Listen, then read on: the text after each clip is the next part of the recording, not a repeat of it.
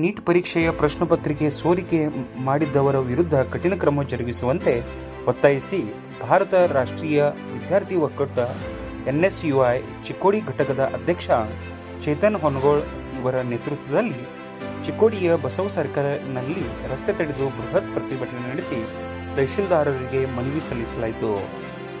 ಇಲ್ಲಿನ ಸಂಸದರ ಕಚೇರಿಯಿಂದ ಪ್ರತಿಭಟನಾ ಮೆರವಣಿಗೆ ನಡೆಸಿ ಪ್ರಧಾನಿ ನರೇಂದ್ರ ಮೋದಿ ಅವರ ವಿರುದ್ಧ ಘೋಷಣೆ ಕೂಗಿದರು.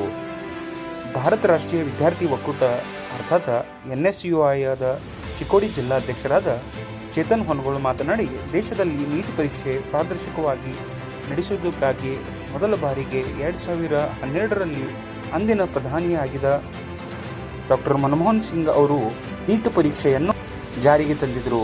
ಆದರೆ ಕಳೆದ ಮೇ 3ರಂದು ನಡೆದ ನೀಟ್ ಪರೀಕ್ಷೆ ಪ್ರಶ್ನೆ ಪತ್ರಿಕೆ ಸೋರಿಕೆ ಮಾಡುವ ಮೂಲಕ ಪ್ರತಿಭಾವಂತ ವಿದ್ಯಾರ್ಥಿಗಳಿಗೆ ಕೇಂದ್ರದಲ್ಲಿ ಅಧಿಕಾರದಲ್ಲಿ ಇರುವ ನರೇಂದ್ರ ಮೋದಿ ಸರ್ಕಾರ ಅನ್ಯಾಯ ಮಾಡಿದೆ. ನೀಟ್ ಪ್ರಶ್ನೆ ಪತ್ರಿಕೆ ಸೋರಿಕೆಯಿಂದಾಗಿ ದೇಶದಲ್ಲಿನ ಲಕ್ಷಾಂತರ ವಿದ್ಯಾರ್ಥಿಗಳಿಗೆ ಅನ್ಯಾಯವಾಗಿದೆ ಎಂದು ದೂರಿದರು. ಈ ಪ್ರತಿಭಟನೆಯಲ್ಲಿ ಚಿಕ್ಕೋಡಿ ಜಿಲ್ಲಾ ಕಾಂಗ್ರೆಸ್ ಅಧ್ಯಕ್ಷರಾದ ಲಕ್ಷ್ಮಣರಾವ್ ಚಿಂಗ್ಳೆ, ಗಣೇಶ್ ಮೊಹಿತೆ, ಅರ್ಜುನ್ ನಾಯ್ಕವಾಡಿ, ಶಿವು ಮರ್ಯಾಯಿ, ಶಂಕರಗೌಡ ಪಾಟೀಲ್, ರಾಜ್ಕುಮಾರ್ ಕೋಟಿ, HS ನಸ್ಲಾಪುರೆ, ಸಂಗೀತಾ ಕಾಂಬ್ಳೆ, ಸುಜಾತಾ ಕಾಂಬ್ಳೆ, ಉಮೇಶ್ ಪಾಟೀಲ್, ಮಾರುತಿ ಕಾಂಬ್ಳೆ, ಸಂಜಯ್ ಕಾಂಬ್ಳೆ, ಮುತ್ತುರಾಜ್ ಜಮಾದಾರ್ ಸೇರಿದಂತೆ ಅಪಾರ ಸಂಖ್ಯೆಯಲ್ಲಿ ವಿದ್ಯಾರ್ಥಿಗಳು ಪ್ರತಿಭಟನೆಯಲ್ಲಿ ಭಾಗವಹಿಸಿದರು. ವತಿಯಿಂದ ಚಿಕ್ಕೋಡಿ ಜಿಲ್ಲೆಯ ಎಲ್ಲ ಕಾಲೇಜಿನ ವಿದ್ಯಾರ್ಥಿಗಳು ಹಾಗೂ ಎಲ್ಲ ವಿದ್ಯಾರ್ಥಿಗಳು ಹಾಗೂ ಚಿಕ್ಕೋಡಿ ಲೋಕಸಭಾ ಕ್ಷೇತ್ರದ ಎಲ್ಲ ವಿದ್ಯಾರ್ಥಿಗಳು ಇವತ್ತು ಪ್ರತಿಭಟನೆಯಲ್ಲಿ ಪಾಲ್ಗೊಂಡಿದ್ದರು. ಏನು ಮೊನ್ನೆ ಮೇ 2026ರ ನೀಟ್ UG ಪರೀಕ್ಷೆ ನಡೆಯಿತು. ಆ ಪರೀಕ್ಷೆಯ ನಡೆದ ನಂತರ ಪರೀಕ್ಷೆಯು ರಾಜಸ್ಥಾನದಲ್ಲಿ 150ಕ್ಕಿಂತ ಹೆಚ್ಚಿನ ಪ್ರಶ್ನೆಗಳು ಲೀಕ್ ಆಗಿದ್ದು, ತದನಂತರ ನಾಸಿಕದಲ್ಲಿ ವ್ಯಕ್ತಿಯವರನ್ನು ಬಂಧನ ಮಾಡಿದಾಗ ಗೊತ್ತಾಗುತ್ತೆ ಅವನು 10 ಲಕ್ಷಕ್ಕೆ ಪೇಪರ್ ಅನ್ನು ಖರೀದಿಸಿ ಅದನ್ನು 15 ಲಕ್ಷ ರೂಪಾಯಿಗಳಿಗೆ ಮಾರಾಟ ಮಾಡ್ತಾನೆ. ತದನಂತರ ಅವೆರಡು ರಾಜಸ್ಥಾನ ಮತ್ತು ನಾಸಿಕ್ ಎರಡು ಬಿಜೆಪಿ ಆಡಳಿತದ ರಾಜ್ಯಗಳಾಗಿರ್ತಾವ. ಅಲ್ಲಿ ಲೀಕ್ ಆಗತ್ತೆ. ಅಲ್ಲಿ ಆದ್ರೂ ಏನಾಗತ್ತೆ, ಮತ್ತೆ ಎಕ್ಸಾಮ್ ನಡೆಸ್ತಾರ. ಎಕ್ಸಾಮ್ ನಡೆಸೋ ಟೈಮಲ್ಲಿ ಏನಾಗತ್ತೆ, ಕೆಲವೊಂದು ವಿದ್ಯಾರ್ಥಿಗಳು ಒಂದೊಂದು 20ಕ್ಕಿಂತ ಹೆಚ್ಚಿನ ವಿದ್ಯಾರ್ಥಿಗಳು ಆತ್ಮಹತ್ಯೆ ಮಾಡ್ಕೊತಾರ. ಹಲವಾರು ವಿದ್ಯಾರ್ಥಿಗಳು ಬೀದಿಗೆ ಬರ್ತಾರ. ಅದಕ್ಕಾಗಿ ಏನಪ್ಪ, ವಿದ್ಯಾರ್ಥಿಗಳಿಗೆ ಒಂದು ಘನಘೋರ ಅನ್ಯಾಯವನ್ನ ಮಾಡಿದಂತಹ ಕೇಂದ್ರ ಶಿಕ್ಷಣ ಸಚಿವರಾದಂತಹ ಧರ್ಮೇಂದ್ರ ಪ್ರಧಾನ್ ಅವರು ರಾಜೀನಾಮೆ ನೀಡಬೇಕು ಅಂತ ಹೇಳಿ ಇವತ್ತೆಲ್ಲ ವಿದ್ಯಾರ್ಥಿಗಳು ಸೇರಿ ಪ್ರತಿಭಟನಾ ರ್ಯಾಲಿ ಮಾಡಿ ತಹಸೀಲ್ದಾರ್ ಮೂಲಕ ರಾಷ್ಟ್ರಪತಿ ಅವರಿಗೆ ಮನವಿಯನ್ನು ಸಲ್ಲಿಸಿದ್ದೀವಿ. ಹೋರಾಟ ಇದು ಐತಿಹಾಸಿಕ ಹೋರಾಟ. ಯಾಕಂದ್ರೆ ಯಾವಾಗೂ ವಿದ್ಯಾರ್ಥಿಗಳ ಮೇಲೆ ಯಾರೂ ಲಾಠಿ ಚಾರ್ಜ್ ಮಾಡಿಲ್ಲ.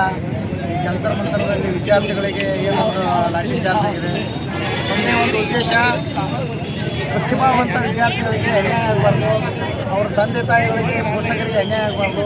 ಪ್ರತಿಭಾವಂತ ವಿದ್ಯಾರ್ಥಿಗಳಿಗೆ ಏನಿದು ನೀಟ್ ಎಕ್ಸಾಮ್ನಲ್ಲಿ ಪತ್ರಿಕೆ ಸೋರಿಕೆ ಏನಾಗಿದೆ ಇದನ್ನು ನಾವು ಖಂಡಿಸ್ತೀವಿ. ಯಾಕಂತಂದ್ರೆ ಪ್ರತಿಭಾವಂತ ವಿದ್ಯಾರ್ಥಿಗಳೇ ನಮ್ಮ ದೇಶ ಭವಿಷ್ಯ. ಅದಕ್ಕೋಸ್ಕರ ನಾವೆಲ್ಲ ಕಾಂಗ್ರೆಸ್ ಪಾರ್ಟಿ ವತಿಯಿಂದ ವಿದ್ಯಾರ್ಥಿಗಳ ಜೊತೆಗೂಡಿ ಈ ಒಂದು ಸತ್ಯಾಗ್ರಹವನ್ನು ಪ್ರತಿಭಟನೆಯನ್ನು ಮಾಡಿದ್ದೀವಿ.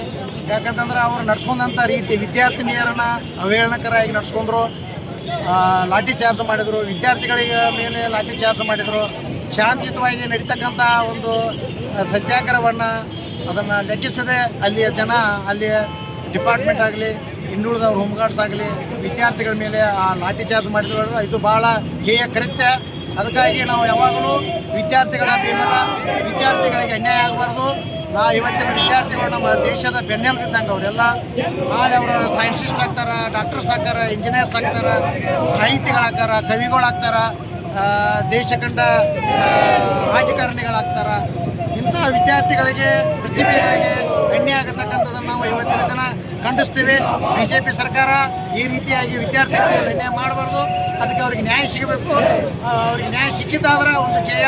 ವಿದ್ಯಾರ್ಥಿಗಳು ಯಾವಾಗಲೂ ಅವರ ಬೆನ್ನ ಮೇಲೆ ಇರ್ತು ಅನ್ನುವಂಥ ಭರವಸೆಯನ್ನು ನಾವು ಇವತ್ತು ಕೊಡ್ತೀವಿ. ಚಿಕ್ಕೋಡಿಯಲ್ಲಿ NSUI ಮತ್ತು ಜಿಲ್ಲಾ ಕಾಂಗ್ರೆಸ್ ಮತ್ತು ಯುವ ಕಾಂಗ್ರೆಸ್ ವತಿಯಿಂದ ಏನು ನೀಟ್ ಎಕ್ಸಾಮ್ ಅಕ್ರಮ ಒಂದು ಹೋರಾಟದಲ್ಲಿ ಇವತ್ತು ಏನು ವಿದ್ಯಾರ್ಥಿಗಳ ಮೇಲೆ ಲಾಠಿ ಪ್ರಹಾರ ನಡೆಸಿದಂಥ BJP ಸರ್ಕಾರದ ವಿರುದ್ಧ ಇವತ್ತು ಚಿಕ್ಕೋಡಿ ಸಂಸದರ ಕಚೇರಿಯಿಂದ ಇವತ್ತು ಚಿಕ್ಕೋಡಿ ಬಸವೇಶ್ವರ ಸರ್ಕಲ್ ವೃತ್ತದವರೆಗೆ ಸುಮಾರು ಸಾವಿರಾರು ವಿದ್ಯಾರ್ಥಿಗಳೊಂದಿಗೆ ಮೆರವಣಿಗೆ ಮುಖಾಂತರ ಇವತ್ತು BJP ಸರ್ಕಾರದ ವಿರುದ್ಧ ಪ್ರತಿಭಟನೆ ಮಾಡ್ತಾ ಇವತ್ತು ಬಸವೇಶ್ವರ ಸರ್ಕಲ್ನಲ್ಲಿ ಇವತ್ತು ಧರ್ಮೇಂದ್ರ ಪ್ರಧಾನ್ ರಾಜೀನಾಮೆ ಕೊಡಬೇಕು. ಈ ಧರ್ಮೇಂದ್ರ ಪ್ರಧಾನ್ ರಾಜೀನಾಮೆ ಕೊಡುವವರೆಗೂ ಕೂಡ ನಮ್ಮ ಈ ಹೋರಾಟ ನಿಲ್ಲದು ಅಂತಕ್ಕಂಥ ಒಂದು ನಿಲುವನ್ನು ಇಟ್ಟುಕೊಂಡು ಇವತ್ತು ತಹಶೀಲ್ದಾರ್ ಮುಖಾಂತರ ಇವತ್ತು ರಾಷ್ಟ್ರಪತಿ ಮತ್ತು ರಾಜ್ಯಪಾಲರಿಗೆ ಇವತ್ತು ಒಂದು ಎಲ್ಲ ಸಂಘಟನೆಗಳ ನೇತೃತ್ವದಲ್ಲಿ ಮತ್ತು ವಿದ್ಯಾರ್ಥಿ ಸಂಘಟನೆಗಳ ನೇತೃತ್ವದಲ್ಲಿ ಇವತ್ತು ನಾವು ಮನವಿಯನ್ನು ಸಲ್ಲಿಸಿದ್ದೇವೆ. ಯಾಕಂದರೆ ಇವತ್ತು ವಿದ್ಯಾರ್ಥಿಗಳು ಒಂದು ಪರೀಕ್ಷೆ ಬರೀಬೇಕಾದ್ರೆ ಸುಮಾರು 5-6 ತಿಂಗಳ ಕಾಲ ಇವತ್ತು ಅವರು ರಾತ್ರಿ ಹಗಲಿ ಊಟ ನಿದ್ದೆ ಇಲ್ಲದೆ ಇವತ್ತು ವಿದ್ಯಾಭ್ಯಾಸವನ್ನು ಮಾಡಿ ಇವತ್ತು ಪರೀಕ್ಷೆಯನ್ನು ಬರೀತಾರೆ. ಇವತ್ತು ಪರೀಕ್ಷೆ ಬರೆದಾಗ ಇಂಥ ಅಕ್ರಮಗಳು ನಡೆದಾಗ ಇವತ್ತು ವಿದ್ಯಾರ್ಥಿಗಳು ಆತ್ಮಹತ್ಯೆಗೆ ಯತ್ನಿಸ್ತಾ ಇದ್ದಾರೆ. ಸೊ ಮುಂದಿನ ದಿನಮಾನಗಳಲ್ಲಿ ಇಂಥ ಪರಿಸ್ಥಿತಿ ನಿರ್ಮಾಣ ಆಗಬಾರ್ದು. ಇವತ್ತು ಈ BJP ಸರ್ಕಾರವನ್ನು ಕಿತ್ತೊಗಿಬೇಕು. ಏನು ವಿದ್ಯಾರ್ಥಿ ವಿರೋಧಿ ಸರ್ಕಾರ ಈ BJP ಸರ್ಕಾರ ಮಾಡ್ತಾ ಇದೆ, ಇವತ್ತು ಈ BJP ಸರ್ಕಾರ ಕಿತ್ತೊರಿಗೂ ಕೂಡ ಇವತ್ತು ನಾವು ಹೋರಾಟ ಮಾಡ್ತಾ ಇದ್ದೀವಿ. ಈ ಹೋರಾಟದಲ್ಲಿ ನಮಗೆ ಜಯ ಸಿಕ್ಕೇ ಸಿಗುತ್ತೆ, ವಿದ್ಯಾರ್ಥಿಗಳು ಕೂಡ ಜಯ ಸಿಕ್ಕೇ ಸಿಗುತ್ತದೆ ಅಂತ ಹೇಳಕ್ಕೆ ಇಷ್ಟಪಡ್ತೀನಿ. ಇವತ್ತು ನಮ್ಮ ಚಿಕ್ಕೋಡಿ ಜಿಲ್ಲೆ ವತಿಯಿಂದ ನಮ್ಮ ಕಾಂಗ್ರೆಸ್ ಪಕ್ಷ ವತಿಯಿಂದ ಹಾಗೂ NSU ಯುವ ಕಾಂಗ್ರೆಸ್ ಮತ್ತು ಅನ್ಯ ನಮ್ಮ ಸೆಲ್ಗಳಿಂದ ಇವತ್ತು ಕೇಂದ್ರ ಸರ್ಕಾರ ನೀಟ್ ಎಕ್ಸಾಮ್ನಲ್ಲಿ ಏನು ಅಕ್ರಮವಾಗಿ ಎಸೆದು ಪೇಪರ್ ಲೀಕ್ ಮಾಡಿದ ಭಾರಿ ಅನ್ಯಾಯ ಆಗಿ ಸುಮಾರು 30 ವಿದ್ಯಾರ್ಥಿಗಳಲ್ಲಿ ಸಾವಿಗೆ ಕಾರಣರಾದರು. ಮತ್ತು ಕೇಂದ್ರ ಸರ್ಕಾರದಲ್ಲಿ ಇವತ್ತು ನಡೆಯುತ್ತಿರುವಂಥ ಜಂತರ್ ಮಂತ್ರ ಪ್ರತಿಭಟನೆ ಸಂದರ್ಭದಲ್ಲಿ ಅಲ್ಲಿ ನಮ್ಮ ವಿದ್ಯಾರ್ಥಿಗಳಿಗೆ ಅನ್ಯಾಯದ ಕೇಳೋ ಸಂದರ್ಭದಲ್ಲಿ ಲಾಠಿ ಚಾರ್ಜ್ ಪ್ರಾರಂಭ ಮಾಡಿ ಇದಕ್ಕೆ ನೇರ ಹೊಣೆ ದೇಶದ ಪ್ರಧಾನಮಂತ್ರಿ ನರೇಂದ್ರ ಮೋದಿ, ಕೇಂದ್ರ ಸಚಿವರಾದ ಅಮಿತ್ ಶಾ ಮತ್ತು ಶಿಕ್ಷಣ ಸಚಿವರಾದ ಧರ್ಮೇಂದ್ರ ಪ್ರಧಾನ್ ಅವರು ತಕ್ಷಣ ರಾಜೀನಾಮೆ ನೀಡಬೇಕು. ಯಾಕಂದರೆ ನಮ್ಮ ದೇಶದಲ್ಲಿ ಬರುವಂಥ ಬಡ ವಿದ್ಯಾರ್ಥಿಗಳು ಹಾಗೂ ರೈತರ ಮಕ್ಕಳು ಇಂಥ ವಿದ್ಯಾರ್ಥಿಗಳು ಸಾಲ ಸೋಲ ಮಾಡಿ ತಮ್ಮ ವೃತ್ತಿ ಜೀವನ ಅಭ್ಯಾಸಕ್ಕಾಗಿ ಸುಮಾರು ಲಕ್ಷಾಂತರ ರೂಪಾಯಿಗಳನ್ನು ಖರ್ಚು ಮಾಡಿ ಅಭ್ಯಾಸಕ್ಕಾಗಿ ದೇಶ ವಿದೇಶಗಳಲ್ಲಿ ತಮ್ಮ ವಿದ್ಯಾಭ್ಯಾಸಕ್ಕಾಗಿ ಖರ್ಚು ಮಾಡಿರುವಂಥ ವ್ಯಕ್ತಿಗಳನ್ನು ಇವತ್ತು ಕೇಂದ್ರದ ಸರ್ಕಾರ ಎಡವಟ್ಟಿನಿಂದ ನಮ್ಮ ವಿದ್ಯಾರ್ಥಿಗಳ ಸಾವಕ್ಕೆ ನೇರ ಕಾರಣ ಧರ್ಮೇಂದ್ರ ಪ್ರಧಾನ್ ಹಾಗೂ ಲಾಠಿ ಚಾರ್ಜ್ ಮಾಡಿದಂಥ ಅಮಿತ್ ಶಾ ತಕ್ಷಣ ರಾಜೀನಾಮೆ ನೀಡಬೇಕಾಗಿ ಈ ಮುಖಾಂತರ ನಾವು ಪ್ರತಿಭಟನೆ ಸಂದರ್ಭದಲ್ಲಿ ಆಗ್ರಹಿಸಿದ್ದೇವೆ.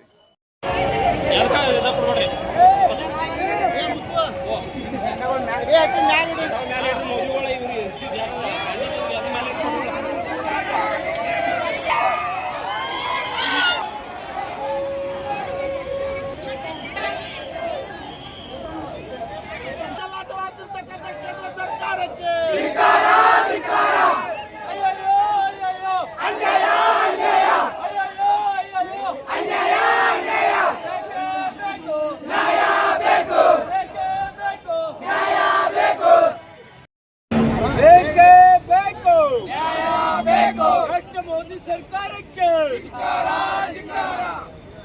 ಶಿಕ್ಷಣ ಮಂತ್ರಿಗೆ ವಿದ್ಯಾರ್ಥಿಗಳ ಹೋರಾಟಕ್ಕೆ ಬೇಕೇ ಬೇಕು ನ್ಯಾಯ ಬೇಕು, ಬೇಕೇ ಬೇಕು ನ್ಯಾಯ ಬೇಕು. ಅಯ್ಯಯ್ಯೋ ಅಯ್ಯಯ್ಯೋ ಅಯ್ಯಯ್ಯೋ ಅಯ್ಯಯ್ಯೋ ಎಲ್ಲಿವರೆಗೆ ಹೋರಾಟ, ಎಲ್ಲಿವರೆಗೆ ಹೋರಾಟ? ಅಂಬೇಡ್ಕರ್ ಸಾಹೇಬರಿಗೆ, ಅಂಬೇಡ್ಕರ್ ಸಾಹೇಬರಿಗೆ, ಸಂವಿಧಾನಕ್ಕೆ, ಸಂವಿಧಾನಕ್ಕೆ.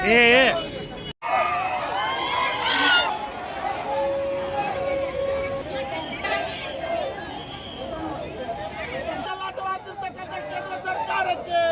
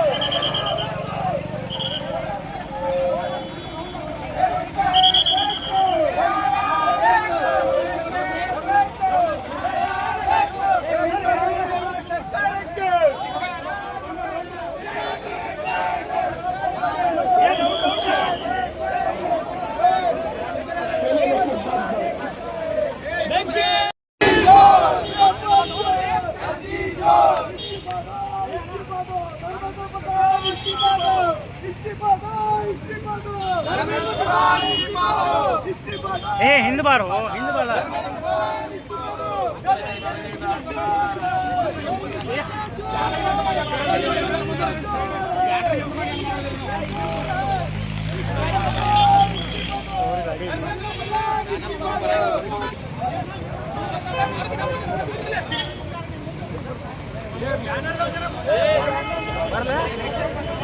ಬರ್ರಿ